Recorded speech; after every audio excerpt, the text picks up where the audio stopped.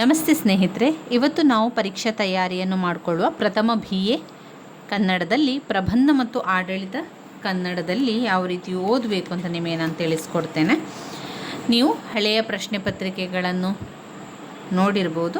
ಈ ಹಳೆಯ ಪ್ರಶ್ನೆ ಪತ್ರಿಕೆಯಲ್ಲಿ ನೀವು ನೋಡಿರುವಂತೆ ಹೊಸಗನ್ನಡದ ಕವಿತೆ ಏಕಾಂತ ನಾಟಕ ವಿಭಾಗ ಎಯಲ್ಲಿ ಬರುವಂಥದ್ದು, ಹಾಗೆಯೇ ವಿಭಾಗ B ಕೂಡ ಹೊಸಗನ್ನಡದ ಕವಿತೆ ಮತ್ತು ನಾಟಕ ಭಾಗದಿಂದ. ನಾವು ಪ್ರಬಂಧ ಮತ್ತು ಆಡಳಿತ ಕನ್ನಡವನ್ನು ಕಾಣುವಂಥದ್ದು ವಿಭಾಗ Cಯಲ್ಲಿ. ಇಲ್ಲಿ 10 ಅಂಕದ ಒಂದು ಪ್ರಶ್ನೆ ಬರುವಂಥದ್ದು ಪ್ರಬಂಧದಿಂದ, ಮತ್ತೊಂದು 10 ಅಂಕದ ಪ್ರಶ್ನೆ ಬರುವಂಥದ್ದು ಆಡಳಿತ ಕನ್ನಡದಿಂದ, ಮತ್ತು 5 ಅಂಕದ ಒಂದು ಪ್ರಶ್ನೆ ಬರುವಂಥದ್ದು ಪ್ರಬಂಧದಿಂದ, ಹಾಗೆ 5 ಅಂಕದ ಮತ್ತೊಂದು ಪ್ರಶ್ನೆ ಬರುವಂಥದ್ದು ಆಡಳಿತ ಕನ್ನಡದಿಂದ. ಆದ್ದರಿಂದ ಪ್ರಬಂಧದಿಂದ ಒಂದು 10 ಅಂಕದ ಪ್ರಶ್ನೆ, ಒಂದು 5 ಅಂಕದ ಪ್ರಶ್ನೆ ಬರ್ತದೆ.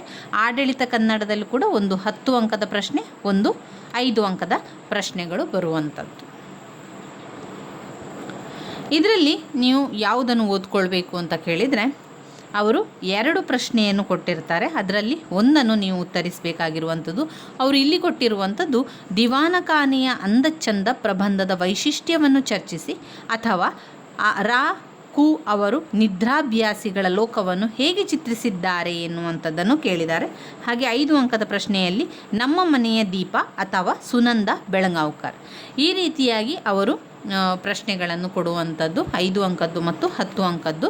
ಇಲ್ಲಿ ನೀವು ಪ್ರಬಂಧದಲ್ಲಿ ನೀವು ನೋಡಿದರೆ 4 ಪ್ರಬಂಧವನ್ನು ನೀವು ಓದ್ಕೊಳ್ಳೇಬೇಕು. ಒಟ್ಟು ಪ್ರತಿಯೊಂದು ಘಟಕದಲ್ಲೂ ಕೂಡ 2 ಪ್ರಬಂಧವನ್ನು ಕಾಣ್ಬೋದು. 8 ಪ್ರಬಂಧ ಇಲ್ಲಿದೆ. 8 ಪ್ರಬಂಧದಲ್ಲಿ ನೀವು 4 ಪ್ರಬಂಧವನ್ನಾದರೂ ಕೂಡ ಕಲೀಲೇಬೇಕು. ಅದರಲ್ಲಿ ತುಂಬಾ ಇಂಪಾರ್ಟೆಂಟ್ ಆಗಿರುವಂತಹ ಪ್ರಬಂಧ ದಿವಾನಖಾನೆಯ ಅಂದ ಚಂದ ಒಂದು, ಆಮೇಲೆ ನಿದ್ರಾಭ್ಯಾಸ, ಆಮೇಲೆ ನಮ್ಮ ಮನೆಯ ದೀಪ, ರುಚಿ. ಇಷ್ಟು 4 ಪ್ರಬಂಧ ವೆರಿ ಇಂಪಾರ್ಟೆಂಟ್ ಆಗಿರುವಂಥದ್ದು. ಆದರೆ ಅದನ್ನು ಓದಿದ ನಂತರ ಇನ್ನೂ ಉಳಿದಿರುವಂತಹ ಪ್ರಬಂಧವನ್ನು ಕೂಡ ನೀವು ಓದ್ಕೊಳ್ಬೇಕು. ಇದರಲ್ಲಿ ನೀವು ನೆನಪಲ್ಲಿ ಇಟ್ಕೊಳ್ಬೇಕಾಗಿರುವಂಥದ್ದು ಇಷ್ಟೇ: ಪ್ರತಿಯೊಂದು ಪ್ರಬಂಧದ ಕತೆ ಏನು ವಿಚಾರ ಅದರೊಳಗಿದೆ, ಆ ಪ್ರಬಂಧದಲ್ಲಿ ಯಾವ ವಿಚಾರದ ಬಗ್ಗೆ ಮಾತನಾಡ್ತಾ ಇದ್ದಾರೆ ಎನ್ನುವಂಥದ್ದು ನಿಮಗೆ ಸರಿಯಾಗಿ ಗೊತ್ತಿದ್ದರೆ ಇಲ್ಲಿ ಪ್ರಬಂಧದ ಬಗ್ಗೆ ಏನೂ ಕೂಡ ಚಿಂತೆ ಬೇಡ. ಯಾಕಂದರೆ ಪ್ರಬಂಧದಿಂದ ಸಂದರ್ಭ ಸ್ವಾರಸ್ಯದ ಪ್ರಶ್ನೆ ಇಲ್ಲ, ಸಂದರ್ಭ ಸಹಿತ ಪ್ರಶ್ನೆ ಇಲ್ಲ, ಅರ್ಥಗಳಿಲ್ಲ, ಯಾವುದು ಕೂಡ ಇಲ್ಲ. ಕೇವಲ 10 ಅಂಕದ ಒಂದು ಪ್ರಶ್ನೆ, 5 ಅಂಕದ ಒಂದು ಪ್ರಶ್ನೆ ಮಾತ್ರ ಇರೋದರಿಂದ ಹೆಚ್ಚು ಚಿಂತೆಯನ್ನು ಮಾಡಬೇಕಾದಂಥ ಅವಶ್ಯಕತೆಯೇ ಇಲ್ಲ. ಪ್ರತಿಯೊಂದು ಪ್ರಬಂಧದ ಸಾರಾಂಶವನ್ನು ಸರಿಯಾಗಿ ಕಲಿತುಕೊಳ್ಳಿ. ಈಗಾಗಲೇ ನಾನು ಪ್ರತಿಯೊಂದು ಪ್ರಬಂಧದ ಸಾರಾಂಶವನ್ನು ಸರಳವಾಗಿ ಸುಲಭವಾಗಿ ತಿಳಿಸ್ಕೊಟ್ಟಿದ್ದೇನೆ. ಅದೆಲ್ಲ ಕೂಡ ಪ್ಲೇಲಿಸ್ಟಲ್ಲಿದೆ ಸ್ನೇಹಿತರೆ. ಇನ್ನುಳಿದಿರುವಂಥದ್ದು ಆಡಳಿತ ಕನ್ನಡ ಭಾಗ ಕೂಡ ಹಾಗೆ. ಅದರಲ್ಲಿ ಕೂಡ 10 ಅಂಕದ ಒಂದು ಪ್ರಶ್ನೆ, 5 ಅಂಕದ ಒಂದು ಪ್ರಶ್ನೆ ಬರುವುದರಿಂದ ನೀವೇನು ಮಾಡಬೇಕು, ವೆರಿ ಇಂಪಾರ್ಟೆಂಟ್ ಆಗಿರುವಂತಹ ರಿಪೀಟ್ ಆಗಿ ಕೊಟ್ಟಿರುವಂತಹ ಪ್ರಶ್ನೆಗಳನ್ನಷ್ಟೇ ಓದ್ಕೊಂಡ್ರೆ ಸಾಕಾಗ್ತದೆ. ಅವಷ್ಟನ್ನು ನೋಡಿಕೊಂಡ್ರೆ ನಮಗೆ ಎಲ್ಲವನ್ನು ಕೂಡ ಬರೀಲಿಕ್ಕಾಗ್ತದೆ. ಇದರಲ್ಲಿ ವೆರಿ ಇಂಪಾರ್ಟೆಂಟ್ ಆಗಿರುವಂಥದ್ದು ಆಡಳಿತ ಭಾಷೆಯಾಗಿ ಕನ್ನಡ ಬೆಳೆದು ಬಂದ ದಾರಿ 2, ಆಡಳಿತ ಭಾಷೆಯ ಸ್ವರೂಪ ಲಕ್ಷಣವನ್ನು ಓದ್ಕೊಳ್ಬೇಕು, ಔಪಚಾರಿಕ ಪತ್ರ ಸುತ್ತೋಲೆ ಬಗ್ಗೆ ಓದ್ಕೊಳ್ಬೇಕು, ಆಮೇಲೆ ಅರ್ಜಿಯ ನಮೂನೆ ಅರ್ಜಿಯ ಮಾದರಿಗಳನ್ನು, ಲೇಖನ ಚಿಲ್ಲೆ, ಕಂಪ್ಯೂಟರ್ನ ಬಗ್ಗೆ. ಇವಿಷ್ಟು ನಿಮಗೆ ಗೊತ್ತಿದ್ದರೆ ನಿಮಗೆ ಎಲ್ಲದಕ್ಕೂ ಕೂಡ ಉತ್ತರಿಸಲಿಕ್ಕೆ ಸಾಧ್ಯ ಆಗ್ತದೆ.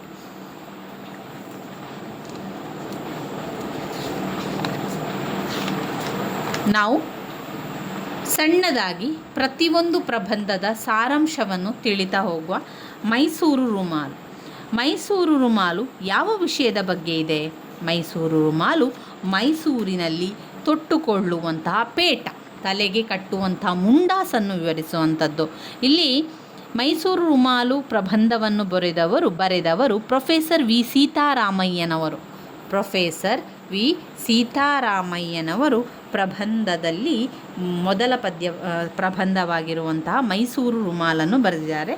ಅವರು ಮೈಸೂರಿನ ಮೈಸೂರಿನ ಒಂದು ಚಿತ್ರಣವನ್ನು ಕೂಡ ನಮಗೆ ವಿವರಿಸ್ತಾರೆ. ಅದರ ಜೊತೆಗೆ ಮೈಸೂರಿನ ಒಂದು ಪೇಟದ ಬಗ್ಗೆ, ತಲೆಗೆ ಸುತ್ತಿಕೊಳ್ಳುವಂತಹ ಒಂದು ಮುಂಡಾಸಿನ ಬಗ್ಗೆ ಅವರಿಲ್ಲಿ ವಿವರಿಸುವಂಥದ್ದನ್ನು ಕಾಣ್ಬೋದು. ಮೈಸೂರು ರುಮಾಲು ವಿ ಸೀತಾರಾಮಯ್ಯನವರ ಪ್ರಬಂಧ.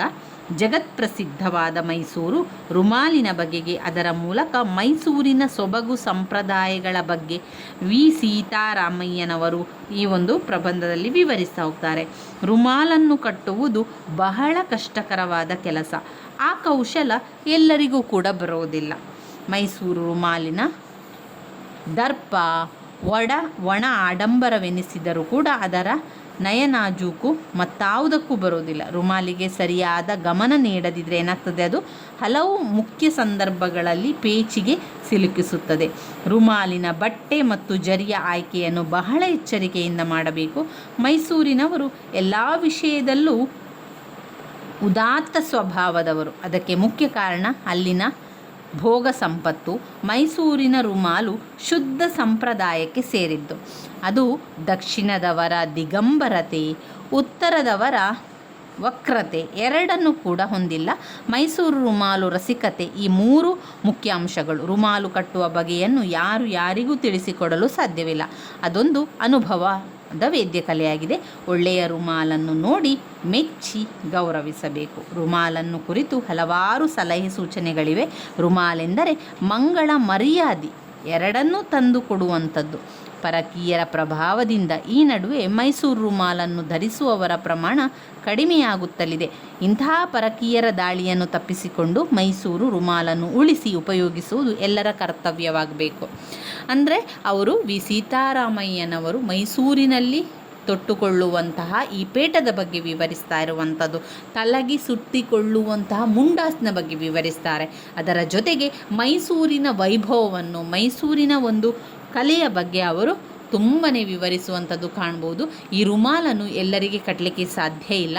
ಅದರಲ್ಲೂ ಕೂಡ ಕರಗತವಾಗಿರಬೇಕು. ಆ ಒಂದು ಕಲೆ ಸರಿಯಾಗಿ ಗೊತ್ತಿದ್ದರೆ ಮಾತ್ರ ಅದನ್ನು ಮಾಡಲಿಕ್ಕೆ ಸಾಧ್ಯ ಎನ್ನುವಂಥದ್ದನ್ನು ಹೇಳುವಂಥದ್ದು. ಅಷ್ಟೇ ಅಲ್ಲದೆ ಮೈಸೂರು ರುಮಾಲು ರಸಿಕತೆ ಈ ಮೂರು ಅಂಶಗಳು ಒಳಗೊಂಡಿದೆ. ಅದು ಮಂಗಳ ಮರ್ಯಾದೆಯನ್ನು ಕೂಡ ತಂದುಕೊಡುವಂಥದ್ದು ಮೈಸೂರು ರುಮಾಲು ಆಗಿದೆ ಎನ್ನುವಂಥದ್ದನ್ನು ವಿವರಿಸುವಂಥದ್ದನ್ನು ಕಾಣಬಹುದು.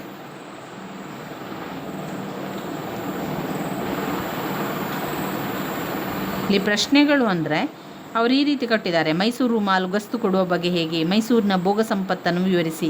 ಅಲ್ಲಿ ರುಮಾಲನ್ನು ಕಟ್ಟಬೇಕಾದರೆ ಪಾಲಿಸಬೇಕಾದ ಸೂಚನೆಗಳೇನು? ಈ ರೀತಿಯಾಗಿ ಕೊಟ್ಟಿದ್ದಾರೆ. ನಾವು ಸಂಪೂರ್ಣ ಸಾರಾಂಶವನ್ನು ಕಲಿತುಕೊಂಡು ಸಂಪೂರ್ಣವಾಗಿ ಸಾರಾಂಶವನ್ನೇ ಬರಿತಾ ಹೋಗುವಂಥದ್ದು. ಇನ್ನು ಎರಡನೆಯ ಪ್ರಬಂಧ ದಿವಾನಖಾನೆಯ ಅಂದಚಂದ.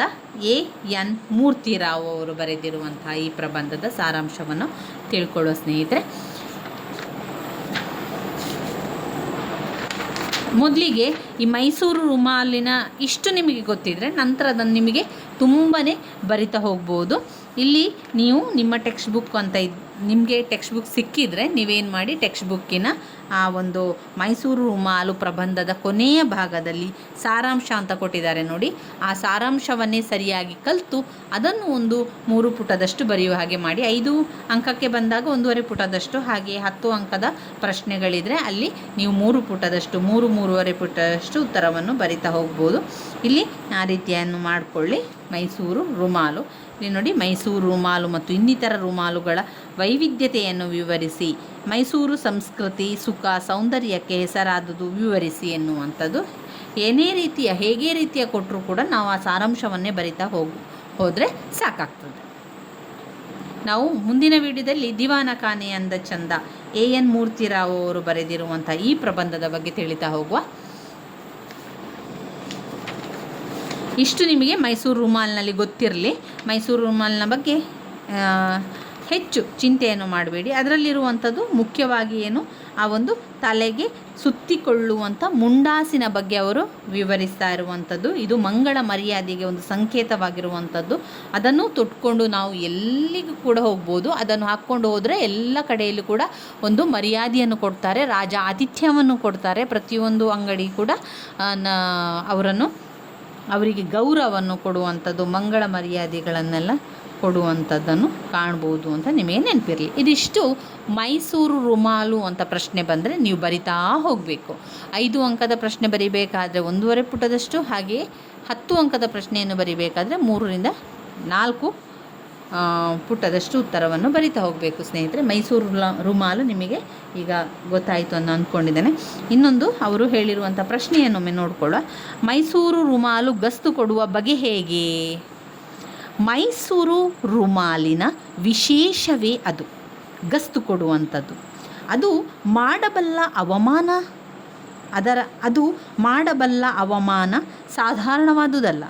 ಸಮಯ, ಸಂದರ್ಭ, ಉತ್ಸವ ಮುಂತಾದ ಕಾಲಗಳಲ್ಲಿ ಬೇಕೆಂದೇ ಕೆಟ್ಟು ಹೋಗುವುದೇ ಅದರ ವಿಶೇಷ. ರೈಲಿಗೆ ಹೊತ್ತಾದಾಗ, ಕಚೇರಿಗೆ ಕಾಲ ಮೀರಿದಾಗ, ಸಾಹೇಬರನ್ನು ನೋಡಬೇಕಾದಾಗ, ಫೋಟೋಗೆ ಕುಳಿತುಕೊಳ್ಳಬೇಕಾದಾಗ, ಹೀಗೆ ಆಲಸ್ಯ ತೋರಿಸಿದರೆ ಸಮಯ ಕಾದುಕೊಂಡಿದ್ದು ಮೆಲ್ಲನೆ ಬಾಲ ಬಿಚ್ಚಿ ಗಸ್ತು ಕೊಡುತ್ತದೆ ಎನ್ನುವಂಥದ್ದು. ಮೈಸೂರಿನ ಭೋಗ ಸಂಪತ್ತನ್ನು ವಿವರಿಸಿ.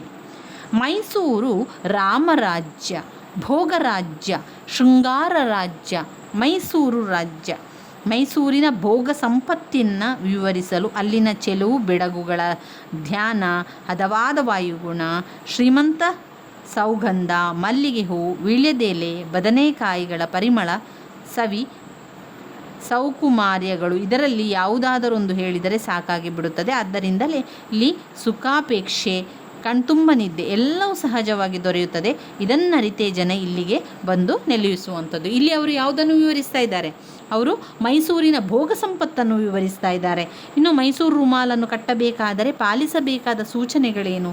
ಸೂಚನೆಗಳು ಅಂತ ಬಂದಾಗ ಇಲ್ಲಿ ಅವರು ಏನು ಹೇಳ್ತಾ ಇದ್ದಾರೆ ಅಂತಾರೆ, ರುಮಾಲನ್ನು ಅದಕ್ಕೆ ಬೇಕಾದಂತಹ ಬಟ್ಟೆ ತೆಗಿಬೇಕು, ಹಾಗೆ ಅದನ್ನು ಕಟ್ಟಿಕೊಳ್ಳಿಕ್ಕೆ ಎಷ್ಟು ಬೇಕೋ ಅಷ್ಟನ್ನು ಬಟ್ಟೆಯನ್ನು ತಗೊಳ್ಬೇಕು. ಮೈಸೂರು ರುಮಾಲನ್ನು ಕಟ್ಟುವಾಗ ಪಾಲಿಸಬೇಕಾದ ಸಲಹೆ ಸೂಚನೆಗಳಂದರೆ, ಬಟ್ಲರ್ಗಳಂತೆ ರುಮಾಲು ಸುತ್ತಬೇಡಿ, ರುಮಾಲಿಗೆ ಅಂಡಾಕಾರ ಬಾರದಂತೆ ನೋಡಿಕೊಳ್ಳಿ, ರುಮಾಲಿನೊಳಗೆ ಸೇರಿರುವ ಕೂದಲು ಗಂಟು ಹೆಚ್ಚಾಗದೇ ಇರಲಿ, ಹಾಗೆಂದು ಬೋಳು ತಲೆ ಅಥವಾ ಕೂದಲು ಹೊರಗೆ ಕಾಣದಂತೆ ವ್ಯವಸ್ಥೆ ಮಾಡಿಕೊಳ್ಳಿ. ರುಮಾಲಿನ ಜರಿ ಹೆಚ್ಚು ಆಗಬಾರದು, ಕಮ್ಮಿಯೂ ಆಗಬಾರದು. ಕಮ್ಮಿಯಾದರೆ ಗುಮಾಸ್ತರಂತೆ, ಹೆಚ್ಚಾದರೆ ಸಾಹುಕಾರರಂತೆ ಕಾಣುತ್ತದೆ ಎನ್ನುವಂಥದ್ದು ಇಲ್ಲಿ ವಿವರಿಸಿದ್ದಾರೆ. ಮೈಸೂರು ರುಮಾಲು ಹೇಗೆ ಮರ್ಯಾದೆ ಕೊಡುತ್ತದೆ ಅಂದರೆ, ಮೈಸೂರು ರುಮಾಲು ಕಟ್ಟಿದವರಿಗೆ ಎಲ್ಲರೂ ಕೂಡ ಮರ್ಯಾದೆಯನ್ನು ಕೊಡ್ತಾರೆ. ಯಾವ ಅಂಗಡಿಯಲ್ಲೇ ಆಗಲಿ, ಬ್ಯಾಂಕಿನಲ್ಲಿ ಆಗಲಿ ಸಾಲವನ್ನು ಹುಟ್ಟುತ್ತದೆ. ಬೀದಿಯಲ್ಲಿ, ಲಾಲ್ಬಾಗ್ ಗೇಟಿನಲ್ಲಿ ಪೊಲೀಸಿನವರು ಸಲಾಮು ಮಾಡುತ್ತಾರೆ. ಸಭೆಗಳಲ್ಲಿ ಕ್ಷೇಮ ಸಮಾಚಾರ ವಿಚಾರಿಸಿ ಕೈ ಮುಗಿದು ಸ್ವಾಗತಿಸುತ್ತಾರೆ. ಲಂಚ ರುಜುವತ್ತುಗಳಿಲ್ಲದೆ ಕೆಲಸವಾಗುತ್ತದೆ. ತಾಲೂಕು ಅಮಲ್ದಾರರ ಪಕ್ಕದಲ್ಲಿ ಕೂರಿಸಿಕೊಂಡು ಮಾತನಾಡಿಸುತ್ತಾರೆ. ರೈಲಿನಲ್ಲಿ ಟಿಕೆಟ್ ಕಲೆಕ್ಟರ್ ಕೂಡ ತಟ್ಟೆಗೆ ಬರುವುದಿಲ್ಲ. ಹೀಗೆ ಹಲವು ಮತ್ತು ಅನುಕೂಲಗಳನ್ನು ಮೈಸೂರು ರುಮಾಲು ಮಾಡಿ ಕೊಡುತ್ತದೆ. ಇದು ಮೈಸೂರು ರುಮಾಲ್ ಬಗ್ಗೆ ಸಂಪೂರ್ಣವಾಗಿ ಆಯಿತು. ಇನ್ನು ಬರುವಂಥದ್ದು ದಿವಾನ ಖಾನೆಯ ಅಂದ ಚೆಂದಾಗಿದೆ. ಮುಂದಿನ ವಿಡಿಯೋದಲ್ಲಿ ತಿಳ್ಕೊಳ್ಳುವ.